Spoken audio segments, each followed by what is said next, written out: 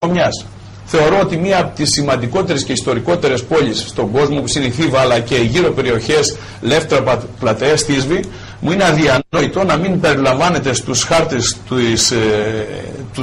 του ΕΟΤ και βέβαια να μην προβάλλεται πουθενά ο πολιτισμός μας.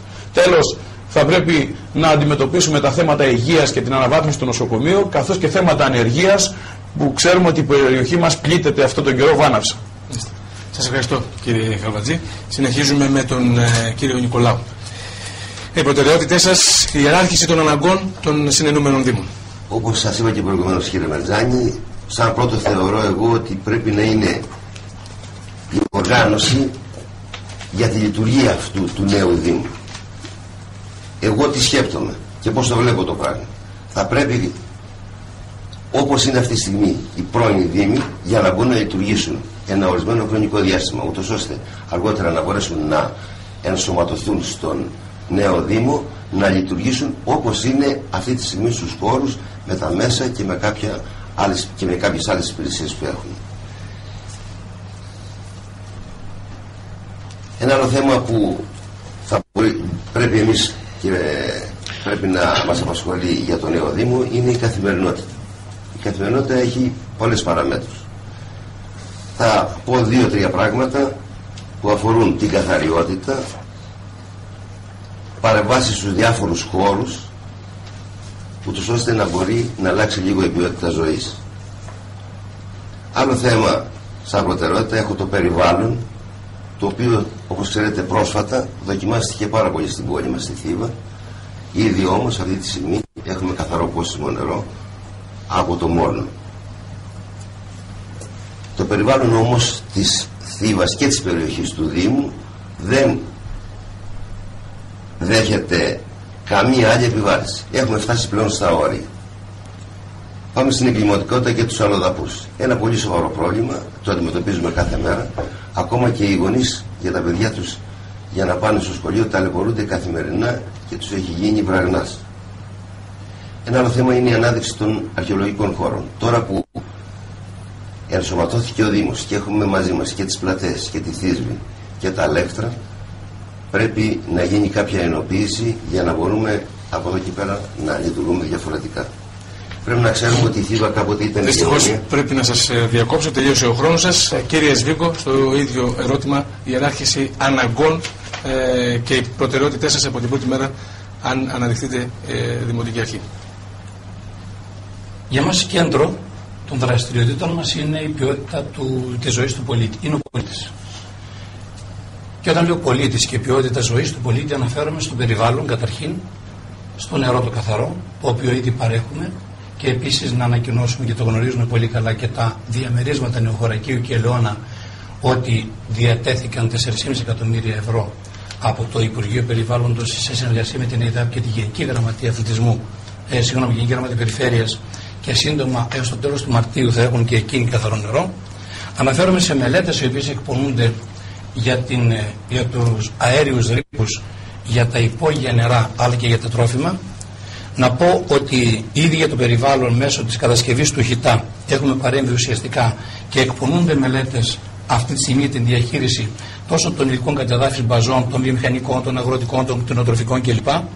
Να πω ότι στόχος μας είναι μέσα από τον Καλλικράτη να αξιοποιήσουμε τον πλούτο που μας παρέχει σήμερα ο Καλλικρατικός Δήμος με τις όμορφες παραλίες του Σαράντα, η Βασιλίδα, Δόστρας, Αλίκης κλπ. Όπως επίσης της αξιοποίησης και του ελέγχου της βιομηχανικής περιοχής της Θήσβης, της αγροτικής γης των Βαγίων κλπ. Θα αναζητήσουμε και θα αξιοποιήσουμε όλους, όπως κάνουμε άλλωστε μέχρι σήμερα, τους πόρους τους εθνικούς και τους ευρωπαϊκούς μέσα από τα διάφορα προγράμματα, και βεβαίως θα πρέπει να μπούμε τέλος στην ενέργεια για να μπορέσουμε να αποκτήσουμε ίδιους πόρους. Στον πολιτισμό αυτή τη στιγμή ήδη υλοποιείται με το Ίδρυμα Μίζωνος Ελληνισμού η πρόταση για την ανάδειξη των μικεναϊκών χρόνων του Δήμου μας με την εικονική πραγματικότητα στην ιστορία της Θήβας, και κινούμε γη και ουρανό προκειμένου να υλοποιηθεί το μνημόνιο Πάκαρντ για την ανάδειξη του ιστορικού κέντρου της Θήβας μας. Σας ευχαριστώ. Κλείσαμε και την τρίτη ερώτηση με την απάντηση του κυρίου Σλίκου. Θα κάνουμε μία μικρή διακοπή, κυρίες και κύριοι. Σε ελάχιστα λεπτά θα είμαστε και πάλι κοντά σας.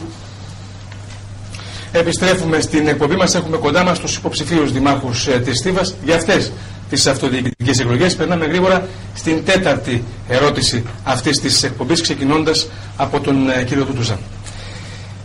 Το πώς πρέπει να ψηφίσουν οι πολίτες, ή τουλάχιστον πώς τους προτρέπετε εσείς να ψηφίσουν σε αυτές τις εκλογές, νομίζω ότι είναι ένα ζήτημα το οποίο θέλουν να το ακούσουν οι πολίτες από τους υποψηφίους και τους δημοτικούς συμβούλους αλλά και τους δημάρχους. Ο Καλλικράτης, ο νέος θεσμός πλέον, η νέα διοικητική μεταρρύθμιση είναι κάτι που απασχολεί τους πολίτες, όχι σε τόσο μεγάλο βαθμό, αλλά τον ενδιαφέρει το τι θα κάνει άμεσα ο Δήμαρχος στην επομένη των εκλογών, μιας και υπάρχει αυτή η συνένωση πλέον των Δήμων. Και κυρίως η ιεράρχηση των προβλημάτων από την πλευρά των υποψηφίων δημάρχων είναι ζητήματα που απασχολούν τη Θήβα και τον πολίτη. Θέλει να μάθει το τι ακριβώς γίνεται. Γι' αυτό και είχαμε αυτή τη σειρά των ερωτήσεων. Ωστόσο, τόσο ο Δήμος της Θήβας, όσο και οι συνενούμενοι Δήμοι με την Θήβα, σε αυτή τη μεγάλη Θήβα που δημιουργείται πλέον, έχει σοβαρότατα προβλήματα. Ένα σοβαρότατο πρόβλημα, και νομίζω ότι γίνεστε και εσείς μάρτυρες πρώτα απ' όλα, και εμείς δεχόμαστε πάρα πολλά τηλεφωνήματα από την περιοχή της Θήβας, είναι η εγκληματικότητα σε συνδυασμό με το μεταναστευτικό. Έχουμε πάρα πολλούς μετανάστες και κυρίως λάθρομετανάστες, σύμφωνα με πολλούς, στην περιοχή της Θήβας. Ένα επίσης ζήτημα που τίθεται, θα μου επιτρέψετε να τα βάλω μαζί, μπορεί να σας αγχώσω, αλλά θα ήθελα, το θέλουν οι πολίτες της Θήβας να ακούσουν, πώς μπορεί να παρέμβει η Δημοτική Αρχή σε αυτά. Είναι το θέμα του ΤΕΗ. Υπάρχει το ενδεχόμενο κάποια ΤΕΗ να μην υπάρχουν το επόμενο χρονικό διάστημα με τον νέο νόμο που σχεδιάζεται. Μιλούν κάποιοι ακόμη και για Καλλικράτη στην εκπαίδευση. Και τι απαντάτε στις φήμες που φέρνουν το νοσοκομείο της Θήβας πλέον να γίνεται κέντρο υγείας σε σύντομο χρονικό διάστημα και να χάνει αυτό τον χαρακτήρα του Γενικού Νοσοκομείου. Είναι αρμοδιότητες βέβαια που δεν είναι στους Δήμους, είναι πολιτικές επιλογές, είναι κεντρικές πολιτικές επιλογές. Ωστόσο θέλει ο κόσμος να δει τι μπορεί να κάνει ο Δήμος με την εγκληματικότητα, με το ΤΕΗ στην περίπτωση που δημιουργηθούν τέτοια προβλήματα, αλλά και με το νοσοκομείο. Κύριε Τούτουζε. Ξεκινώντας από το τέλος και με το θέμα του νοσοκομείου, είναι ένα θέμα που μας καίει όλους. Το νοσοκομείο πρέπει να κρατηθεί στην πόλη με νύχια και με δόντια.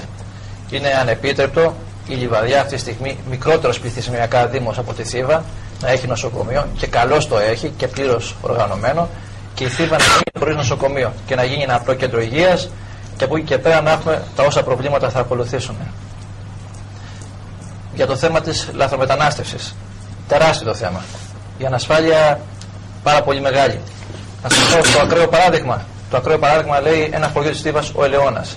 600 κάτοικοι, 1000 λαθρομετανάστες. Οι κάτοικοι μου το είπανε, γιατί ήμουν πριν 10 μέρες εκεί, έχουν αναγκαστεί και έχουν βγάλει πολιτοφυλακή. Έχουν πάρει στα χέρια τους καραμπίνες, τσεκούρια, δεν ξέρω τι άλλο, και αναβάτες κυκλοφορούν τις νύχτες και φυλάσσουν τα σπίτια τους.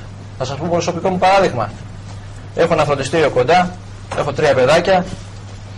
Στα 200 μέτρα από το φροντιστήριο η γυναίκα μου είναι ο σωματοφύλακας των παιδιών μου. Τα παίρνει από το χέρι και τα πηγαίνει. Τα πάει στο σχολείο με το αυτοκίνητο. Έχουμε κλειδωθεί στα σπίτια. Έχουμε βάλει και κάγκελα στα παράθυρα. Η λύση, να εφαρμοστεί ο νόμος. Τι προβλέπει ο νόμος? Όσοι έχουν χαρτιά μένουν, όσοι δεν έχουν χαρτιά φεύγουν. Πολύ απλά. Δεν ζητάμε κάποια καινούργια νομοθεσία. Τι προβλέπει ο νόμος? Τι προβλέπει το Σύνταγμα? Πολύ απλά. Από εκεί και πέρα, σε τοπικό επίπεδο, όπως είπα και πριν, ενδυνάμωση της αστυνομίας. Η αστυνομία, εκτός ότι είναι με δεμένα χέρια, είναι και λίγη σε άντρες. Να δυναμώσουμε την αστυνομία να μπορεί να επιβλέπει και να αποτρέπει τις εγκληματικές πράξεις. Μέρα παραμέρα έχουμε περιστατικά παρενόχλησης ακόμα και μικρών παιδιών από λαθρομετανάστες. Όλα αυτά πρέπει να τελειώσουν κάποια στιγμή. Πρέπει να τελειώσουν, γιατί ο πολίτης αγανακτισμένος θα πάρει τον νόμο στα χέρια του, και αυτό δεν είναι καθόλου καλό πράγμα. Σας ευχαριστώ πάρα πολύ. Κύριε Γραμματζή, συνεχίζουμε με εσάς. Η δική σας πρόταση παρέμβασης του συνδυασμού σας, αν αναλάβετε στα χέρια σας το τιμόνι του Δήμου, ως προς την εγκληματικότητα και στις φήμες που ενδεχομένως να αποδειχθούν για το νοσοκομείο και για το ΤΕΗ. Που έχουν ταύτιση όλα αυτά για τη Θήβα, έτσι. Θέλω να πω ότι η εγκληματικότητα έχει να κάνει με την έλλειψη κεντρικής πολιτικής για την υποδοχή και διεκπαιρέωση των αλλοδαπών. Δεύτερο πρόβλημα είναι ο μεγάλος και ανεξέλεγκτος αριθμός αλλοδαπών, ο οποίος μπήκε στη χώρα μας τα τελευταία χρόνια με ευθύνη των πολιτικών ηγεσιών και βέβαια αυτό σιγά σιγά το φορτώνεται η περιφέρεια. Από τη στιγμή που σταμάτησαν τα έργα, τα ολυμπιακά έργα στην Αθήνα, τους χρησιμοποιήσαμε αυτούς τους ανθρώπους και μετά τους αφήσαμε στο έλεος του Θεού κυριολεκτικά να επιβιώσουν, μετατρέποντάς τους πολλές φορές σε αγρίμια. Πέρα από αυτό όμως βλέπουμε ότι υπάρχει και απουσία της Δημοτικής Αρχής από οποιαδήποτε πρωτοβουλία αντιμετώπιση του προβλήματος σε τοπικό επίπεδο. Πιστεύουμε ότι πρέπει να υπάρξει κέντρο υποδοχής, να υπάρξει υποστήριξη αυτών των ανθρώπων, διότι τα προβλήματα υγιεινής και ασφάλειας που αντιμετωπίζουν οι κάτοικοι της Θήβας τα αντιμετωπίζουν και αυτοί, αφού πλέον είναι συγκάτοικοί μας και μένουν στη Θήβα. Συμφωνώ ότι θα πρέπει να υπάρξει έλεγχος των αλλοδαπών και θα πρέπει να υπάρξει, αν θέλετε, και άμεση αντιμετώπιση του προβλήματος της λαθρομετανάστευσης. Όπως βέβαια μεγάλος έλεγχος πρέπει να υπάρξει και για το ποιοι μένουν στον οικισμό Τσιγκάνων, διότι ενώ έγινε για Θηβαίους πολίτες, σήμερα κατοικείται από άλλους. Η Θήβα δικαιούται πέρα από τη σημερινή ειδικότητα που έχει τα logistics, σε ό,τι αφορά το ΤΕΗ, να αποκτήσει και ειδικότητα σε σχέση με την αρχαιολογία και τον πολιτισμό. Αυτή θα είναι η δική μας θέση. Και μάλιστα σε μεταπτυχιακό επίπεδο. Σε ό,τι αφορά το νοσοκομείο, γνωρίζετε ότι είναι κοντά στην Εθνική Οδό. Είναι ένα σημαντικό έργο που έχει γίνει σε προηγούμενες κυβερνήσεις του ΠΑΣΟΚ και νομίζουμε ότι δικαιούμαστε να διεκδικήσουμε, όχι αναβάθμιση απλά, αλλά να διεκδικήσουμε πανεπιστημιακή έδρα λόγω γειτονίας με την Αθήνα. Και αυτό εμείς θα κάνουμε. Τέλος, θέλω να πω ότι θα πρέπει να διαψεύσουμε αυτές τις φήμες ότι το νοσοκομείο θα προσφερθεί θυσία στην εγκατάσταση του εργοστασίου καύσης. Σε καμία περίπτωση δεν μπορεί να γίνει κάτι τέτοιο. Σας ευχαριστώ, κύριε Καλβατζή.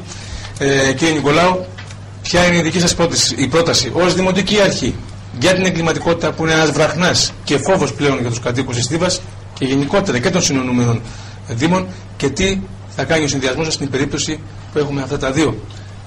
Θα αρχίσω, κύριε Μερζάνη, με την εγκληματικότητα. Είναι γεγονός, το είπε και ο προηγούμενος ομιλητής, τα τελευταία χρόνια έχει αυξηθεί ο αριθμός των μεταναστών.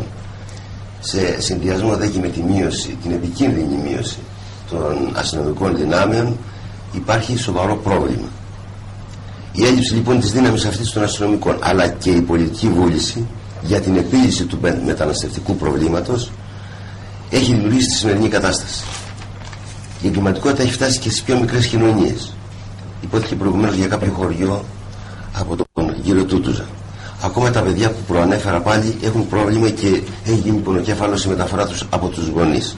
Θέση μας είναι ότι απαιτείται αλλαγή του νομοθετικού πλαισίου προκειμένου να ελεγχθεί και περιοριστεί η παράνομη μετανάστευση και να βελτιωθούν οι συνθήκες ζωής των μεταναστών, καθώς και η καλλιέργεια αισθήματος σεβασμού προς τους νόμους ανάλογα με τις ιδιαιτερότητες.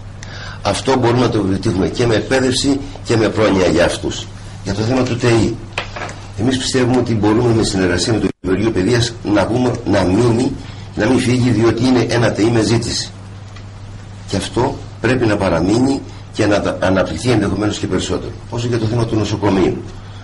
Υπάρχουν σοβαρά προβλήματα, απασχολείται το τελευταίο καιρό πάρα πολύ τον κόσμο της Θήβας, έχουν ανησυχήσει. Εμείς θέλουμε να παραμείνει και να επαντρωθεί με περισσότερες ειδικότητες για την εξυπηρέτηση όλων των πολιτών. Σας ευχαριστώ.